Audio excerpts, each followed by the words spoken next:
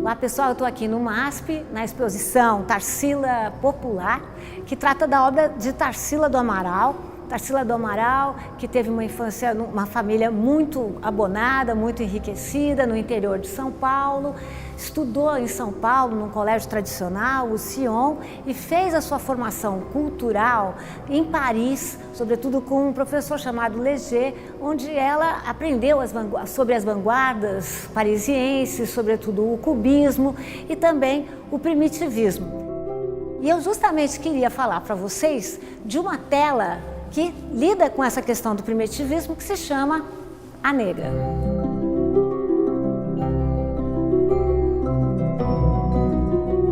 Tarsila do Amaral nasceu em 1886, portanto 2 anos antes da abolição da escravidão.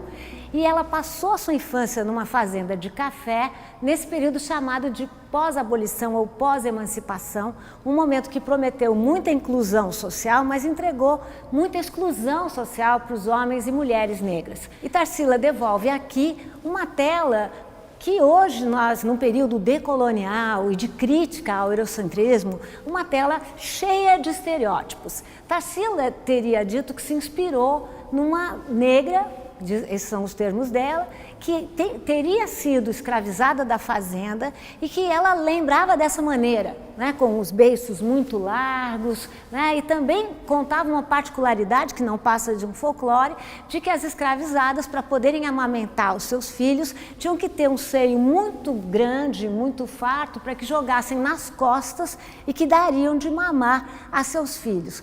Todos esses elementos fazem dessa tela uma tela que hoje em dia causa muita polêmica e muito estranhamento. Veja como ela devolve aqui uma tela que tem elementos concretistas ao fundo, né, com o branco, o azul, o marrom, o verde, mas ela tenta traduzir o primitivismo, que era uma voga na França, para essa figura que acaba ficando muito caricata, né? Uma cabeça muito pequena, contraposta ao nariz alargado, os beiços muito grandes e, sobretudo, esse seio descomunal. A gente não vê aonde ele termina, com esses braços imensos e essa perna imensa. Pensada nos dias de hoje, essa é uma tela quase agressiva. E esses aspectos ficam ainda mais evidentes se nós compararmos a tela A Negra, de 1923, com esse autorretrato que Tarsila faz de si mesma, também de 1923. Vocês vão notar que as imagens são muito distintas. Aqui está Tarsila com o cabelo curtinho à moda, com a maquiagem muito bem feita, um casaco vermelho magnífico de um estilista francês chamado Patou, ou seja, ela está vestida como vanguarda parisiense. Não por coincidência, ela morava nesse momento junto com o Oswald de Andrade em Paris e convivia com esse ambiente artístico francês. As cores também são bastante reveladoras, o azul e o vermelho, numa referência às cores da bandeira francesa. E comparem essa mão com a mão que vimos anteriormente. Se a mão que vimos anteriormente na Negra é uma mão de trabalho, de trabalhadora, aqui temos uma mão delicada, uma mão fina, de uma pessoa das elites e que convive com as elites europeias. A exposição Tarsila Popular está aberta no MASP até o dia 28 de julho, de terças a domingos. São 92 obras entre pinturas, desenhos, rascunhos e vale a pena você vir conferir.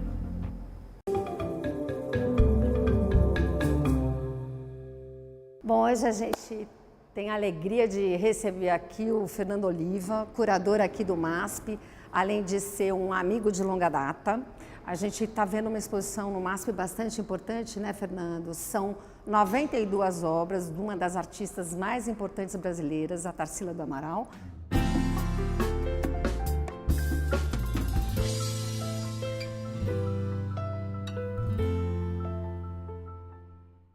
Então, queria, Fernando, primeiro que você falasse um pouco da ideia da exposição. Em algumas entrevistas que a gente pôde ver que você andou dando por aí, você fala que não é uma retrospectiva, mas, na verdade, trazer um conjunto de obras da Tarsila que pudesse criar fricções, diálogos com o contexto contemporâneo. Então, antes da gente entrar nas obras, me fala um pouquinho dessa ideia da exposição aqui no MASP.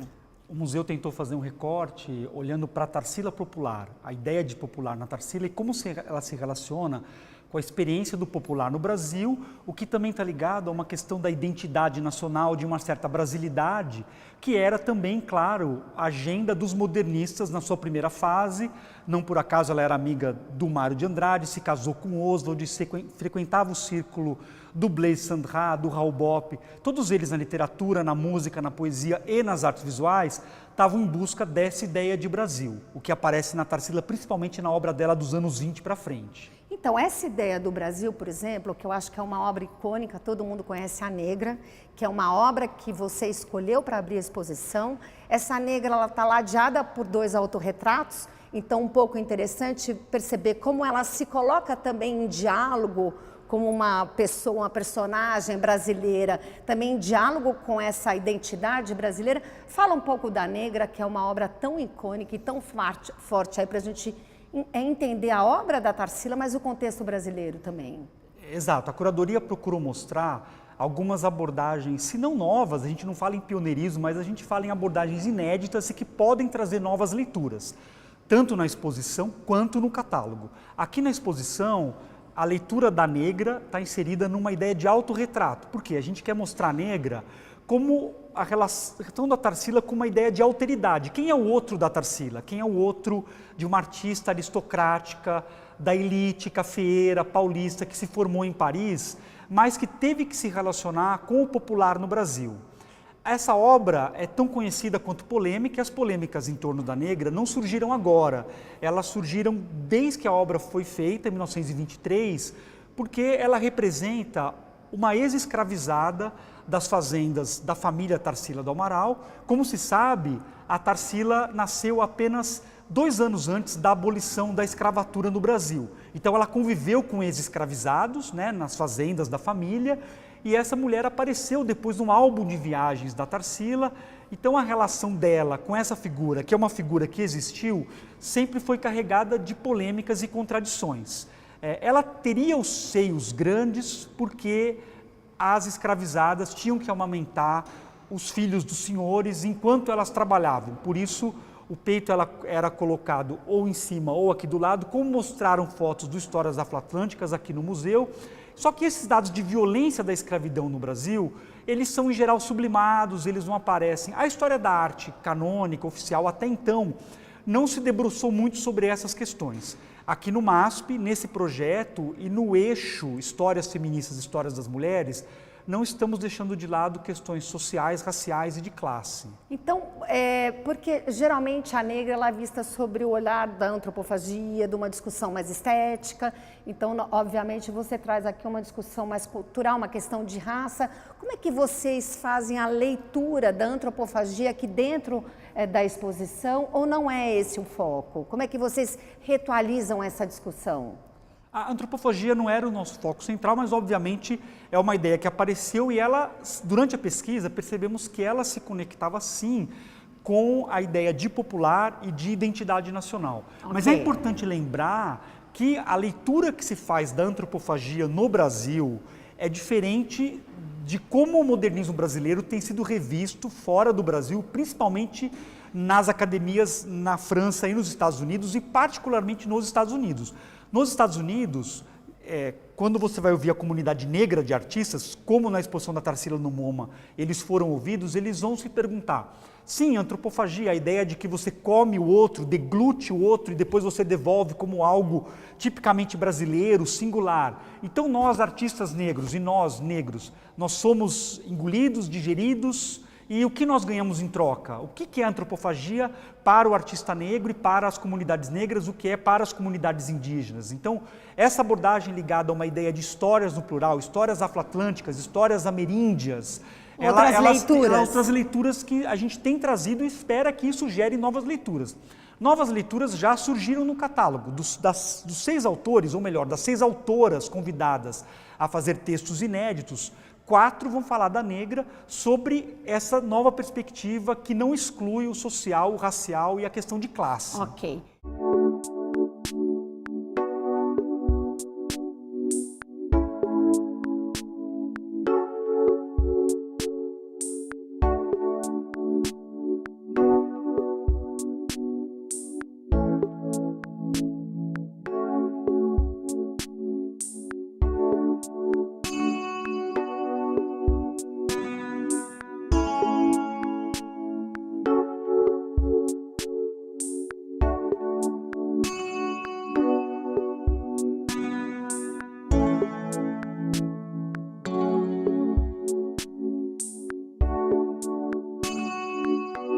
Esse autorretrato aqui à minha esquerda, ele se refere a uma relação da Tarsila com o africanismo, que era uma relação que já havia, né, nas vanguardas, né, do começo do século XX na Europa, particularmente na França, em Paris. Importante lembrar que ela estudou com Fernand Léger, com André Lhote, com o Glazes, e que todo esse grupo, né, de artistas de vanguarda na Paris do começo do século buscavam essa relação com o outro. Eles visitavam o Museu do Quai Branly, na época se chamava apenas Museu do Trocadéro. O Picasso tem visitas famosas a esse museu, onde eles vão entrar em contato com as máscaras africanas. Então essa busca da Tarsila também pelo outro é mostrada aqui nesse retrato, em que ela se representa como uma máscara africana. Depois do lado... Esse trabalho é anterior à negra? Ele é de 24? Ele é um ano depois Ele é um da ano negra. depois, Eles né? foram produzidos no mesmo contexto, que é o retorno da Tarsila ao Brasil, ao São Paulo, depois da sua experiência francesa. E aqui... o Manteau Rouge, que é uma obra do mesmo ano da negra, de 1923, e que ele mostra a Tarsila tentando se representar, se autorrepresentando como uma mulher da aristocracia brasileira e paulista. Isso se vê tanto pelo corte de cabelo, pela maquiagem, né, como ela usa o batom, e principalmente pelo vestido, né, o Manteau Rouge, e também a posição das mãos. Como se sabe, a Tarsila empreendeu um projeto de inserção internacional que envolveu a maneira como ela se apresentava. Ela contratou o Poiret, né, um dos maiores estilistas franceses do período, para criar as suas roupas para as aberturas em Paris, para aparecer na imprensa, nas colunas sociais. Ela contratou o moldureiro mais famoso de Paris na época, o Pierre Legrand, que a moldura da Cuca está preservada, a gente vai ver aqui também na exposição. Então havia um projeto de inserção claro dela, em parceria com o seu então marido, Oswald de Andrade, um projeto de inserção nacional, mas principalmente internacional.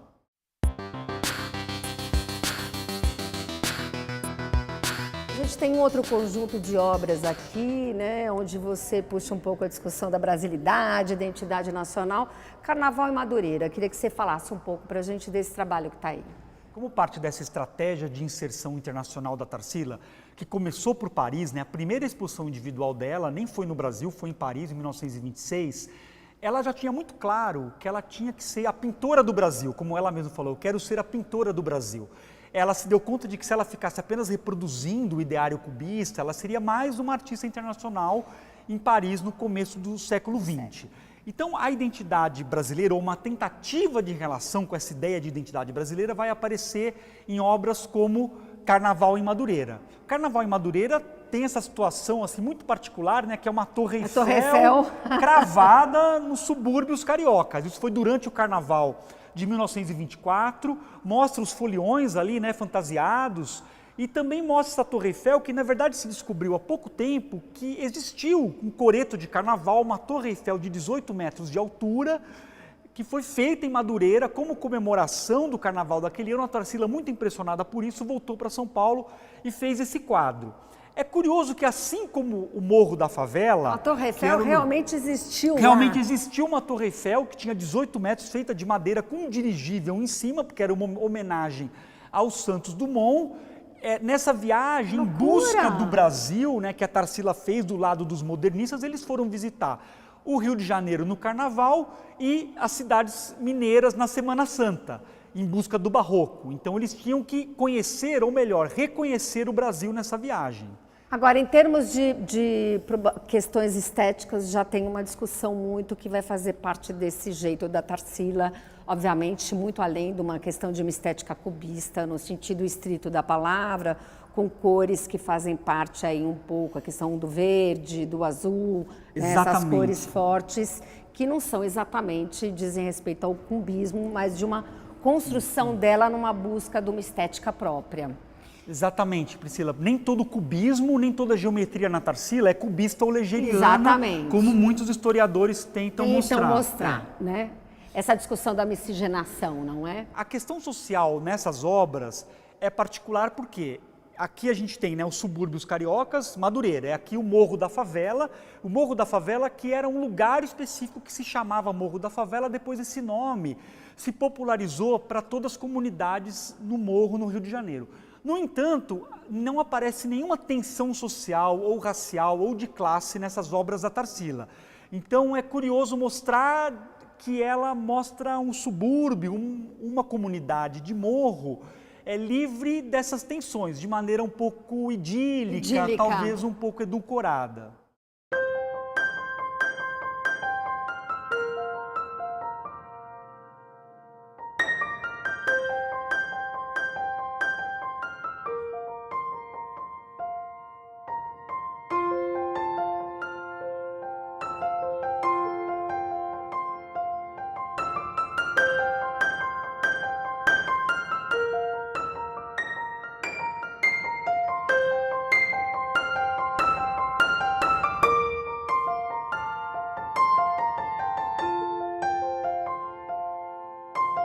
Tudo isso mudou depois da viagem que ela fez com o então marido dela, Dr. Osório César, para a União Soviética. Lá ela teve contato com a questão social, ela se sensibilizou mais pelos problemas sociais e quando ela voltou, ela passou a fazer obras que então foram chamadas fase social da Tarsila, como Segunda Classe, que também está nessa sala, e Operários, de 1933. Essa obra tenta mostrar uma certa diversidade da imigração e da migração no Brasil, em São Paulo.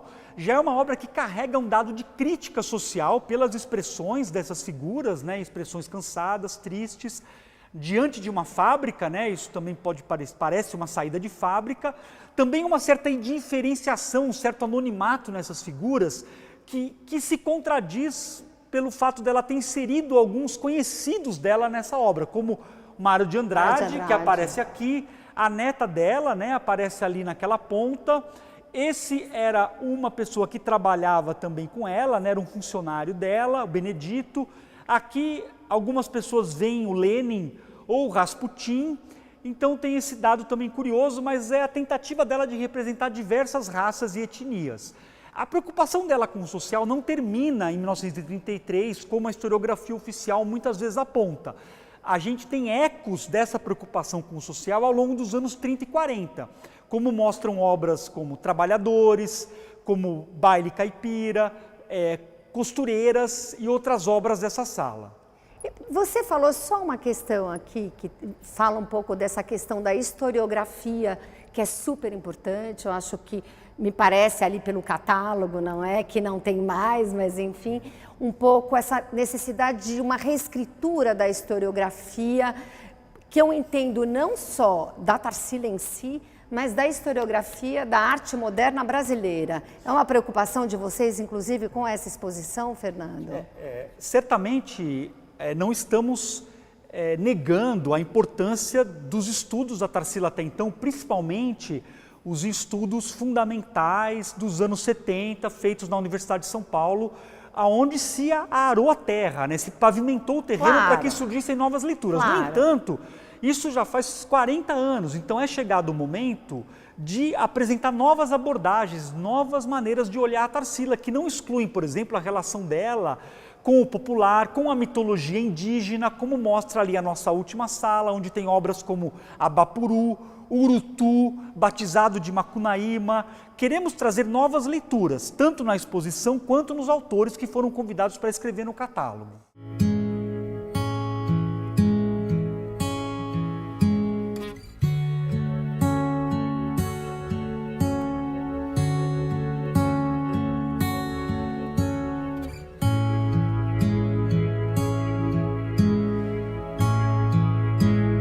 Trabalhadores é de 1938, também mostra ecos do interesse da Tarsila pela questão social. É um comodato com o Banco Central, um comodato de longo prazo, uma obra que nos interessa bastante, porque nos permite rever a Tarsila sobre outras chaves. Muitas vezes a Tarsila é associada a grandes nomes, principalmente europeus, também associada ao Portinari nessa fase. No entanto, a gente não tem se interessado por esse tipo de associação, porque são associações que muitas vezes traz um elemento colonial, colonialista. A gente tem tentado descolonizar a história da arte e a história de alguns modernistas brasileiros, tentando sair um pouco dessa chave. Olha, essa obra se parece com a obra do Fernand Léger, que foi um mestre dela, ou se parece com o De Chirico, né? Ou se parece com o Portinari. Sim, elas podem se parecer, mas não quer dizer que a Tarsila é o tempo todo tributária dos seus mestres e principalmente artistas, homens de grande repercussão. A ideia é procurar algo de próprio, de singular nas obras da Tarsila.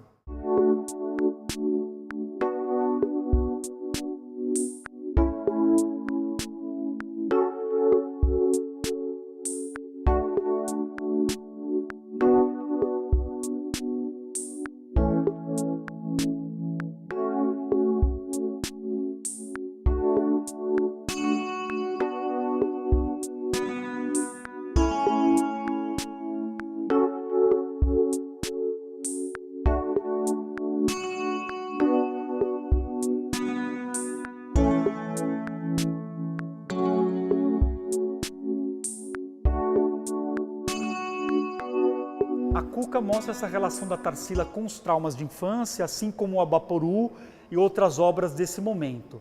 Mas é também uma obra importante porque ela guarda a moldura de época. Essa moldura foi feita pelo Pierre Legrand, que era o mais conhecido encardenador e moldureiro de Paris no começo do século XX.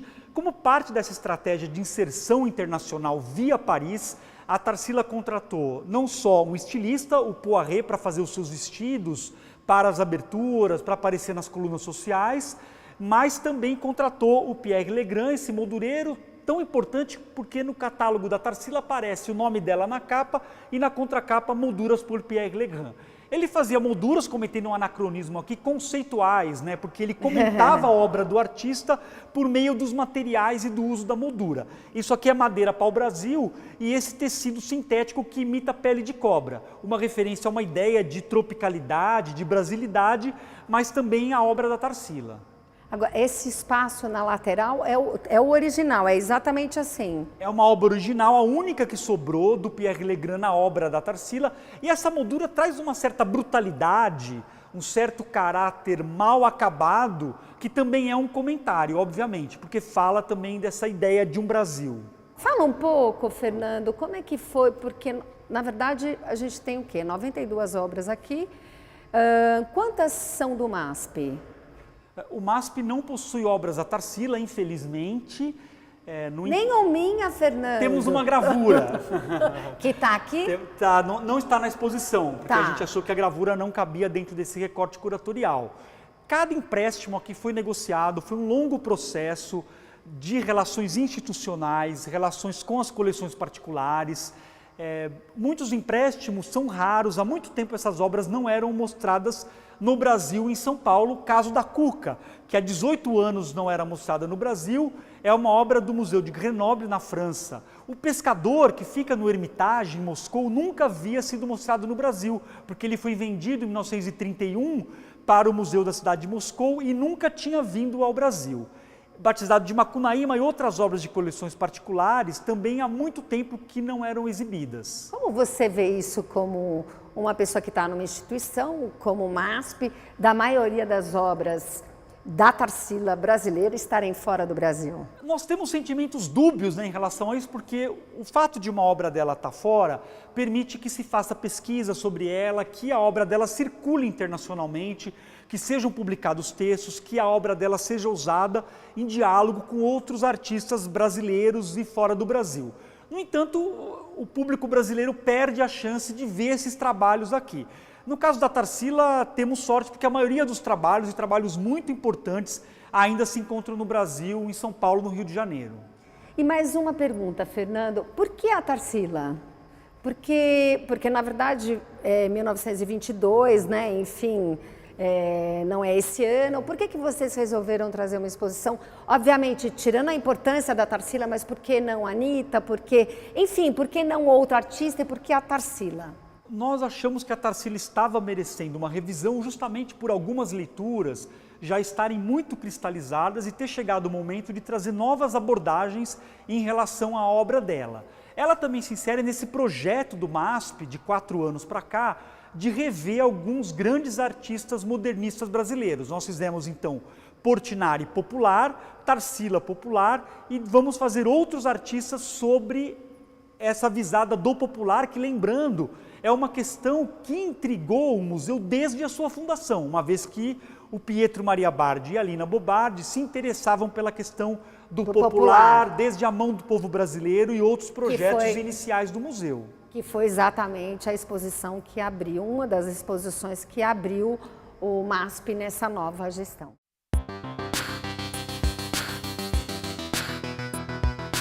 Esse é um trabalho de 1929 e ele entra nesse contexto da relação da Tarsila com a ideia de antropofagia. É importante lembrar que ela estava dialogando de igual para igual com o Oswald de Andrade, considerado o criador da antropofagia, uma ideia que ele teve por discussões, por conversas com a Tarsila, sua então mulher. A Tarsila muitas vezes, talvez de uma maneira um pouco misógina, acaba sendo colocada como uma mera ilustradora dessa fase modernista, a criadora da iconografia da antropofagia. Isso é uma maneira talvez de diminuir ela em relação aos seus pares masculinos, lembrando que o modernismo é um movimento basicamente macho, branco, de elite paulista. Então, para uma mulher, mesmo da aristocracia, a Tarsila não teve vida fácil dentro desse grupo. É importante lembrar, então, a gente também está tentando repor a Tarsila como uma artista mulher que dialogava de igual para igual com os seus pares masculinos, e ela também teve um papel importante na criação dessa ideia da antropofagia. É importante isso, né, Fernando? Porque a discussão da mulher continua sendo uma grande questão no Brasil, não só no Brasil, de vocês fazerem esse movimento de recolocação de uma importância de uma artista como essa, dentro da história aqui do MASP, mas da história do modernismo brasileiro. E no caso, as mulheres também foram convidadas a escrever no catálogo. Eu acho que houve uma preocupação da curadoria também trazer as mulheres para escreverem esses textos. Exatamente, dos 6 textos inéditos do catálogo, que a gente deve chamar de livro, né? Porque ele traz não só as obras da exposição, ele traz leituras novas de 40 pinturas também de autoras convidadas a escrever sobre elas. E dos 6 textos inéditos são historiadoras, críticas de arte, acadêmicas brasileiras e americanas, pessoas como Amanda Carneiro, que trabalha aqui no museu com a gente, Renata Bittencourt, dos Estados Unidos, Irene Small, Michelle Gritt, Maria Castro, são autoras que estão trazendo novas leituras, novas possibilidades de se aproximar da obra da Tarsila. Isso traz um frescor e torna a obra dela ainda mais complexa, mais interessante para essa nova vida que ela vai ter daqui para frente.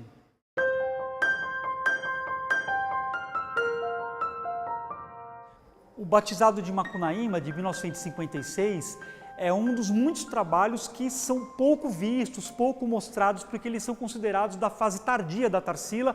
Então não houve muito interesse historicamente por esses trabalhos a partir de meados dos anos 30. No entanto, há trabalhos muito interessantes que merecem ser contrapostos a outros trabalhos da Tarsila, como a gente tem tentado fazer nessa sala, com o Abapuru, né, que está aqui à minha esquerda, do lado do Batizado de Macunaíma, e o Antropofagia. Também essa relação da Tarsila com a mitologia indígena é algo pouco estudado. Nessa sala a gente tem também o Urutu, trabalhos que mostram o interesse dela por esse lugar, que vem em grande parte da relação dela com Mário de Andrade, de quem ela foi amiga até 45, ano que ele morreu, com quem eles trocaram cartas. O Batizado de Macunaíma também se refere à maneira como o Mário de Andrade sistematizou essa lenda indígena. Há quem diga que o Abapuru tem um pouco de uma releitura do pensador, né? Não tem? Há muitas histórias, né, em relação ao Abapuru, obviamente ele acaba ganhando um certo protagonismo. A nossa leitura do Abapuru, então, procurando também mostrar uma leitura inédita, é a relação dele com o batizado de Macunaíma e a mitologia indígena. Lembrando que esse nome, ela encontrou no dicionário Tupi-Guarani, Abapuru, o homem que come homem. Também se refere a uma outra abordagem que a gente traz no catálogo, com textos da Michelle Petri, que é a relação da Tarsila com a infância e com os traumas da primeira infância. O Abapuru seria, então, no relato da própria Tarsila, uma lenda de infância, de história de assombração que ela ouvia na fazenda, a ideia de que as crianças ficavam embaixo e olhavam para o sótão e alguém gritava lá de cima: vai cair um pedaço, e jogava um pé grande, vai cair outro, e jogava o outro pé, até jogar partes do corpo, uma história que impressionou muito a Tarsila. Então, nos anos 20, também tem esse retorno aos traumas de infância, não só no Abapuru, mas em A Cuca, O Sapo, O Touro e outras obras desse período. Eu queria finalizar com Touro, porque eu ouvi dizer que essa era uma obra da Lina, era uma obra que ela deu para a Lina, ou que a Lina Bobardi, já que a gente tem uma exposição aqui no MASP de uma outra grande mulher do modernismo brasileiro. Procede essa informação, Fernando? Há muitas lendas em torno da Tarsila, umas comprovadas, outras não. Essa é uma história que não tem comprovação, mas muita gente que conviveu no período diz que essa obra foi um presente para a Lina. A Lina, como se sabe, foi diretora do MAN da Bahia, né? Então, essa obra ainda está no acervo do MAN, a gente conseguiu esse empréstimo, mas é uma dessas histórias não comprovadas, né? Uma obra de 1928.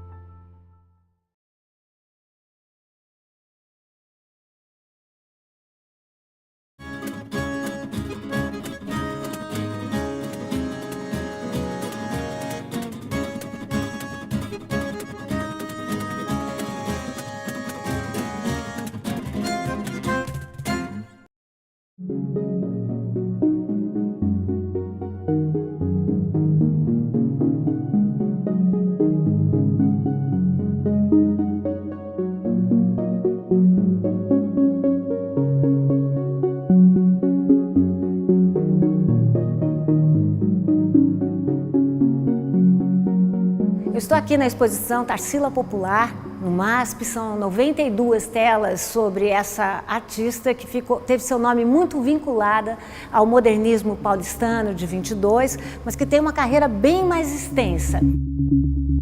Tarsila do Amaral nasceu no interior de São Paulo, fazia parte de uma família muito enriquecida, estudou na cidade de São Paulo, no Colégio Sion, um colégio de elite. Depois, quando foi fazer toda a sua formação artística, ela se muda para Paris, onde ela tem um contato muito estreito com as vanguardas de Paris e, sobretudo, com um pintor chamado Léger. Tarsila aprende muito com o concretismo e aprende muito com esse ambiente parisiense das artes e volta para o Brasil, aonde ela traduz, de alguma maneira, traduz entre muitas aspas, esse concretismo para os termos brasileiros. Datam dessa época algumas telas famosas, como A Negra, o seu autorretrato, também uma série de imagens sobre o Rio de Janeiro. Uma das mais famosas se chama Carnaval em Madureira, de 23, onde ela flagra uma Torre Eiffel no meio do ambiente do Rio de Janeiro. E cada vez mais Tarsila seria vinculada, sobretudo à antropofagia, por causa do seu relacionamento com Oswald de Andrade, um dos pais do modernismo paulistano. Então vamos lá agora dar uma olhadinha numa das telas mais famosas de Tarsila, o Abapuru, de 1928. Vamos lá comigo.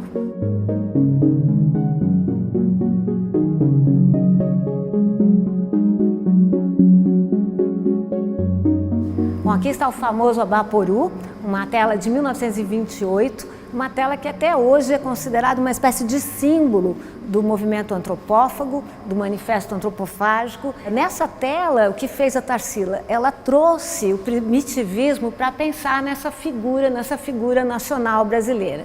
A Tarsila, para dar esse nome, recorreu a um dicionário antigo tupi-guarani, descobriu que aba queria dizer homem, poru, homem que come carne humana, e achou que, enfim, combinaria exatamente com o manifesto que seu marido estava por escrever. Na tela, nós temos vários elementos para entender por que essa pintura ficou tão famosa entre nós. Um dos nomes que a tela ganhou, mas que não ficou, seria mulher sentada do lado esquerdo, na frente de um espelho. O próprio Oswald de Andrade perguntou a ela onde está o espelho. Isso é muito difícil de dizer, mas o que a gente tem aqui é uma espécie de encontro da Tarsila consigo mesmo num ambiente que lembra a sua fazenda da infância no cacto.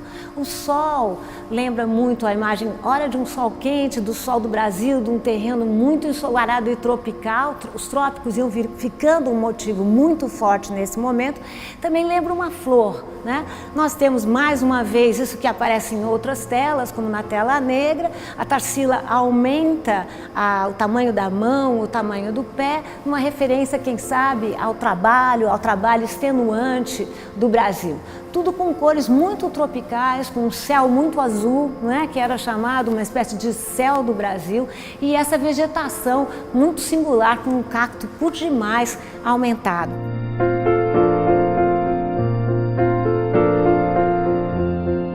Essa exposição, que se chama Tarsila Popular, reúne 92 obras, entre pinturas, ensaios e desenhos.